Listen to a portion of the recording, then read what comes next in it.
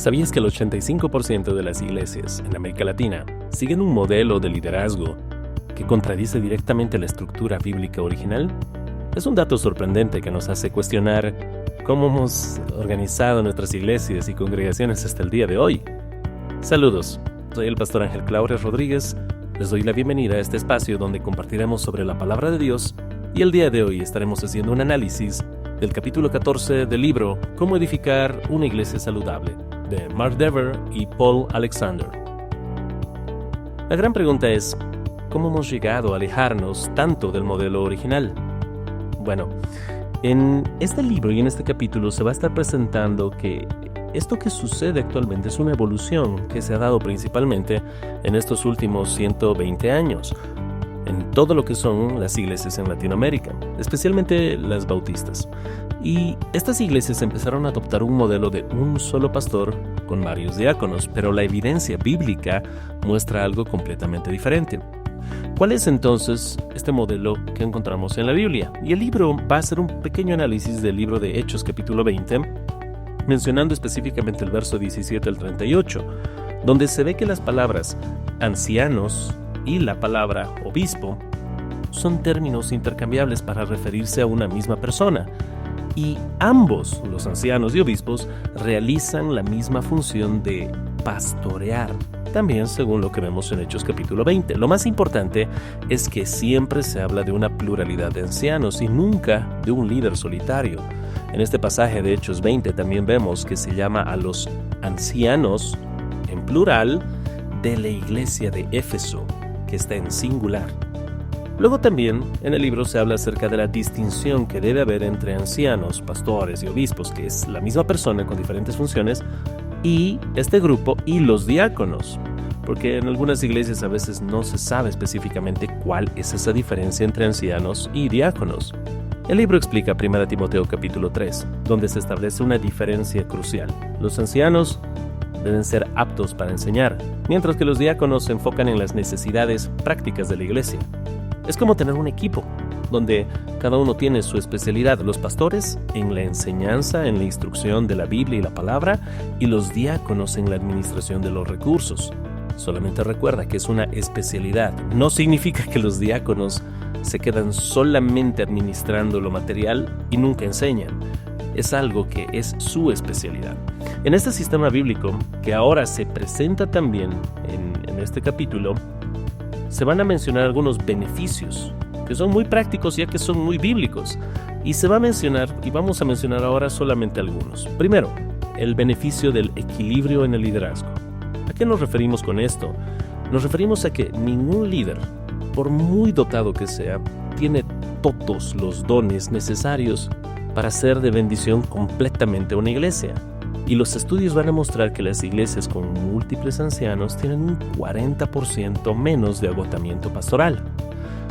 Tal vez mencionando algo aquí, lo que el libro quiere marcar en este capítulo es que cuando tienes esta pluralidad de pastores o ancianos, cada uno tiene dones, cada uno tiene talentos naturales con los que ha nacido, cada uno tiene su temperamento que entre ellos se van complementando para un mejor servicio en la iglesia. Eso es algo muy importante. Y también, ya que tienes esta pluralidad, la crítica se divide y ese peso de la iglesia, que es mucha bendición servir, pero ese peso recae sobre varios pilares. Es lo que va a estar mencionando también el líder. Ahora, otro aspecto muy importante que va a ser de bendición es que también ayuda esta pluralidad en la toma de decisiones difíciles, ya que esta sabiduría colectiva, donde hay un cuerpo de pastores, va a prevenir errores que un solo líder podría cometer. Y también tiene otro beneficio. En el libro se menciona que en el caso, en un caso particular de un pastor joven, que puede ser que este pastor joven esté tomando decisiones correctas, pero ejecutándolas de manera incorrecta. Esta pluralidad de pastores va a traer sabiduría para corregir esos errores. Bueno, las estadísticas también en este libro indican que el proceso de transición toma en promedio entre 18 y 24 meses. Pero en ese tiempo se va a ver una mejora en la salud de la congregación. Más adelante al final estaré haciendo un comentario respecto a eso. Pero bueno, Al final se mencionan algunos datos muy reveladores con respecto a las iglesias. Las iglesias con pluralidad de ancianos tienen menos interrupciones en el liderazgo de la iglesia. ¿A qué hace referencia ese punto? Hace referencia en que si hubiera un caso, Dios nos guarde, que le pase algún accidente a un pastor, la iglesia continúa porque hay una pluralidad de pastores. ¿Qué pasaría si uno de los pastores o ancianos recibe un llamado para ir a otro lugar? Bueno, pues la iglesia continúa su trabajo y servicio porque hay una pluralidad. Y Dios nos guarde y tenga misericordia. Si un pastor cayera en pecado y es descalificado, pues la iglesia continúa porque tiene una pluralidad para servicio y para trabajo.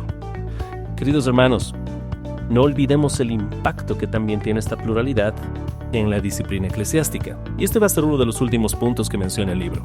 Las iglesias, con una pluralidad de ancianos y de pastores, lo que van a hacer es ser más eficaces en transmitir el mensaje de santificación a la iglesia. Evitan que los miembros impenitentes, estos miembros que están siendo disciplinados, echen la culpa al único pastor. Así que esta responsabilidad se divide y es una responsabilidad y una toma de decisiones más transparente también.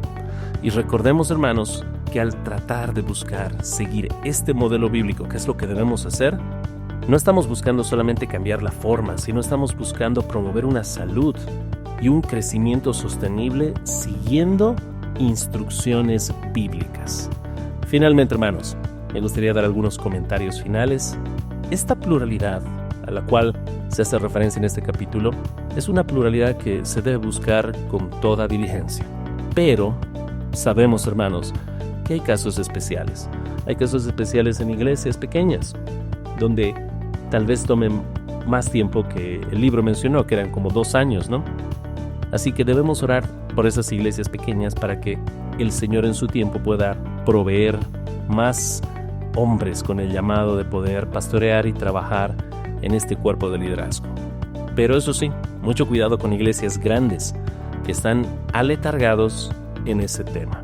Hago referencia en que las iglesias pequeñas en muchos casos apenas pueden pagar el salario de un pastor, o tal vez no. ¿Y cómo les vas a pedir que tenga 3 o 4 pastores?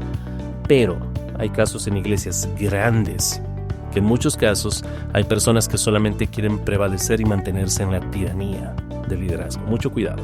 Otro factor que también me gustaría mencionar del libro es que habla de rendición de cuentas. Y eso es algo muy importante, ya que cuando tienes esta pluralidad de pastores, hay una pluralidad donde ellos pueden ayudarse, deben apoyarse y pastorearse entre ellos, ya que recuerda, cada pastor que tienes en la iglesia es un miembro más de la iglesia. Así que, incluso en casos de acusación de pecado a alguno de los pastores, el proceso de investigación será mucho más transparente y creíble cuando hay una pluralidad genuina. Y finalmente, última recomendación. Mucho cuidado con gobiernos que dicen creer en la pluralidad y la paridad de los ancianos o los pastores, pero en realidad solo hay una tiranía. Ya sabes, me gustaría mencionar Venezuela o Cuba, donde se dice que hay democracia y según ellos pueden satisfacer con los papeles y tratados internacionales que hay una democracia, pero en realidad no lo hay. Mucho cuidado con los que dicen tener una pluralidad y paridad, pero están genuinamente en la práctica lejos de ello. Queridos amigos y queridos hermanos, que el Señor los bendiga. Nos vemos en otro episodio.